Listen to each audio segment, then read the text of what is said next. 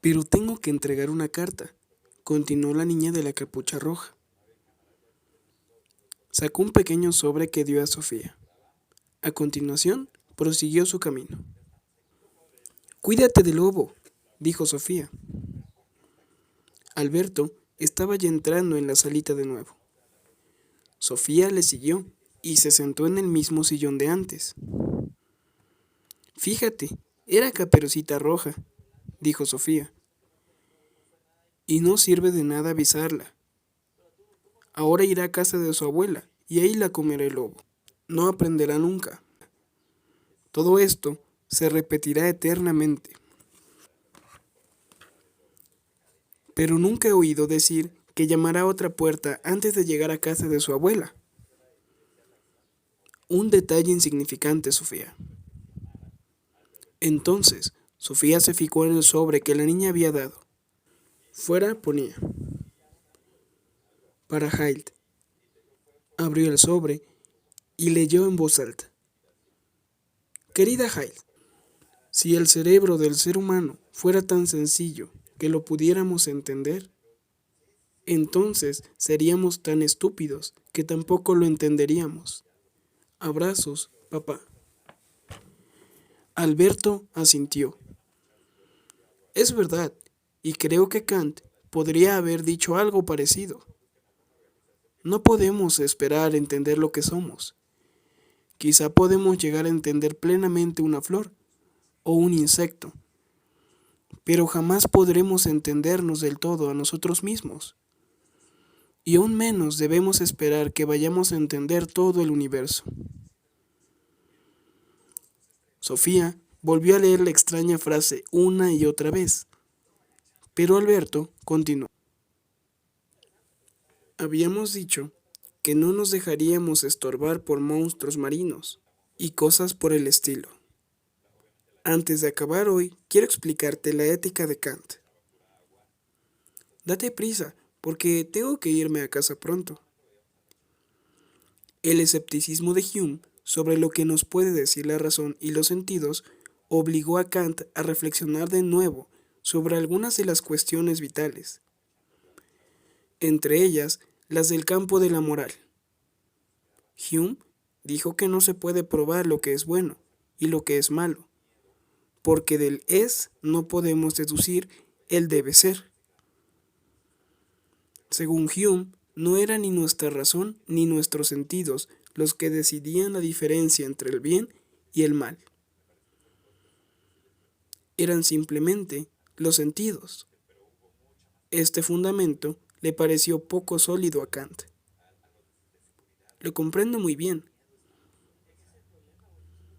Kant partía ya del punto de vista de que la diferencia entre el bien y el mal es algo verdaderamente real. En eso estaba de acuerdo con los racionalistas, quienes habían señalado que es inerte a la razón del hombre el saber distinguir entre el bien y el mal. Todos los seres humanos sabemos lo que está bien y lo que está mal, y lo sabemos no solo porque lo hemos aprendido, sino porque es inherente a nuestra mente. Según Kant, todos los seres humanos tenemos una razón práctica, es decir, una capacidad de razonar en cada momento nos dirá lo que es bueno y lo que es malo moralmente. Entonces, ¿es algo innato? La capacidad de distinguir entre el bien y el mal es tan innata como las demás cualidades de la razón.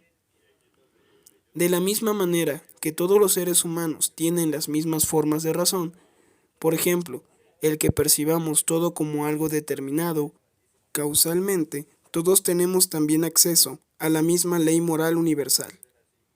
Esta ley moral tiene la misma validez absoluta que las leyes de la física de la naturaleza. Tan fundamental es para nuestra vida moral que todo tenga una causa, como para nuestra vida racional que 7 más 5 es igual a 12. ¿Y qué dice esta ley moral? Dado que es anterior a cualquier experiencia, es formal, es decir, no está relacionada con determinadas situaciones de elección moral. Es válida para todas las personas, en todas las sociedades y en cualquier época. No te dice, por tanto, que no debes hacer esto o aquello si te encuentras en esta o aquella situación. Te dice cómo debes actuar en todas las situaciones. Pero ¿de qué nos sirve tener dentro una ley moral si no nos dice nada sobre cómo debemos actuar en situaciones determinadas? Kant formuló la ley moral como un imperativo categórico, con lo cual quiso decir que la ley moral es categórica, es decir, válida en todas las situaciones. Además, es un imperativo, es decir, es perceptiva o, en otras palabras, completamente ineludible. Vale. No obstante, Kant formula este imperativo categórico de varias maneras. En primer lugar, dice que siempre debes actuar de modo que al mismo tiempo desees que la regla, según la cual actúas, pueda convertirse en una ley general. Quiere decir que cuando yo hago algo, tengo que asegurarme de que desearía que todos los demás hicieran lo mismo si se encontrasen en la misma situación. ¿Es eso? Exactamente. Solo así actúas de acuerdo con la ley moral que tienes dentro. Kant también formuló el imperativo categórico diciendo que siempre debes tratar a las personas como si fueran una finalidad en sí y no solo un medio para otra cosa. ¿No debemos utilizar a otras personas con el fin de conseguir ventajas para nosotros mismos? Eso es, pues, toda persona es una finalidad en sí, pero no solo se refiere a las demás, también es válido para uno mismo. Tampoco tienes derecho a usarte a ti mismo como un mero medio para conseguir algo. Esto recuerda un poco la regla de oro, que dice que debes hacer a los demás lo que quieres que los demás te hagan a ti. Sí, y es una norma formal que en el fondo abarca todas las situaciones de elección ética. También puedes decir que la regla de oro expresa lo que Kant llama ley moral. Pero todos son simplemente afirmaciones. Hume tenía razón en decir que no podemos probar con la razón lo que es bueno y lo que es malo. Según Kant, la ley moral es tan absoluta y de validez tan general como por ejemplo la ley de la causalidad, que tampoco puede ser probada mediante la razón, y que sin embargo es totalmente ineludible. Nadie desea refutarla. Tengo la sensación de que en realidad estamos hablando de la conciencia, porque todo el mundo tendrá una conciencia, ¿no? Sí, cuando Kant describe la ley moral, es la conciencia del hombre lo que describe. No podemos probar lo que dice la conciencia, pero de todos modos lo sabemos. Algunas veces, a lo mejor solo soy buena con los demás porque merece la pena. Puede ser una manera de hacerse popular, por ejemplo. Pero si compartes algo con los demás solo con el fin de hacerte popular, entonces no actúas por respeto a la ley moral, a lo mejor actúas de acuerdo con ella. Y eso está bien, pero para que algo pueda llamarse acto moral, tiene que ser el resultado de una superación personal. Si haces algo solo porque piensas que es tu obligación cumplir la ley moral, se puede hablar de un acto moral. Por eso, la ética de Kant se suele denominar ética de obligación. Yo puedo sentir que es mi obligación recoger dinero para Caritas y Manos Unidas. Sí, y lo decisivo es que lo harías porque opinas que es lo correcto. Aunque el dinero recogido desapareciera en el camino o no llegara a alimentar a aquellos a los que estaba destinado, habrías cumplido con la ley moral. Habrías actuado con una actitud correcta y según Kant, es la actitud de lo que es decisivo para poder determinar si se trata o no de un acto moral.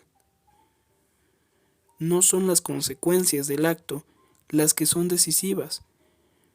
Por ello, llamamos a la ética de Kant ética de intención. ¿Por qué era tan importante para él saber si actuaba respetando la ley moral? Lo más importante no es que lo que hagamos sirva a los demás. Pues sí, Kant no estaría en desacuerdo con eso, pero solo cuando sabemos que actuamos respetando la ley moral, actuamos en libertad. ¿Solo cumpliendo una ley actuamos en libertad?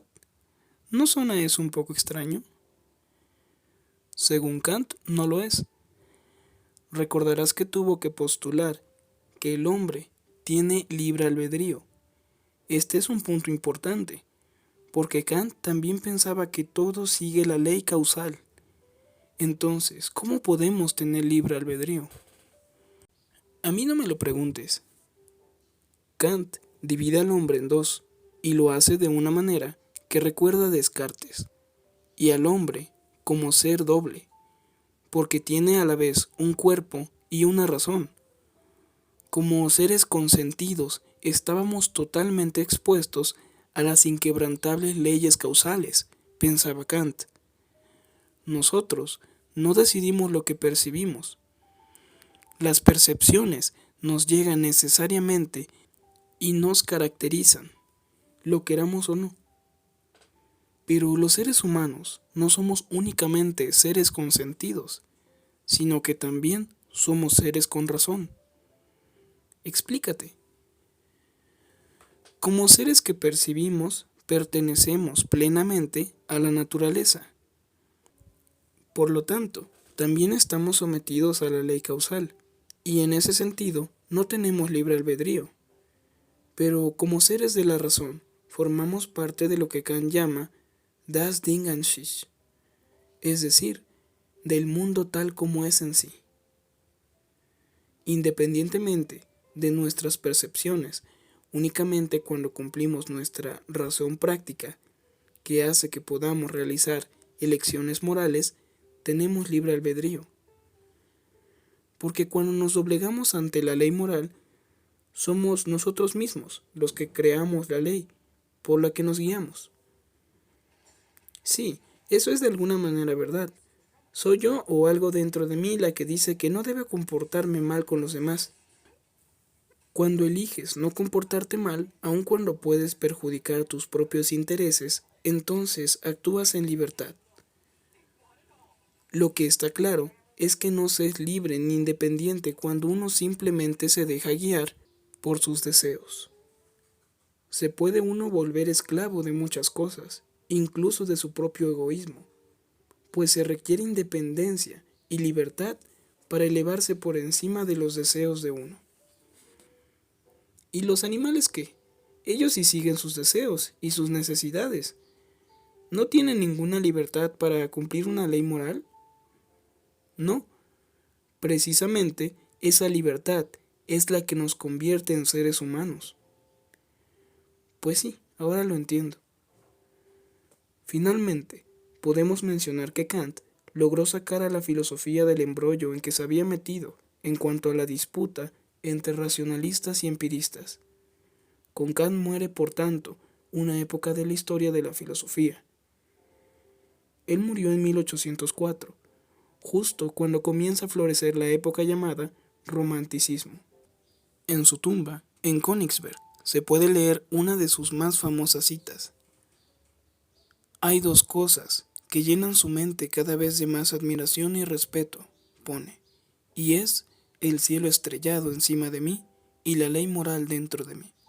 Y continúa, son para mí pruebas de que hay un Dios por encima de mí y un Dios dentro de mí. Alberto se ensanchó hacia atrás en el sillón. Y ésta dijo, creo que hemos dicho lo más importante sobre Kant. Además, son las 4:04.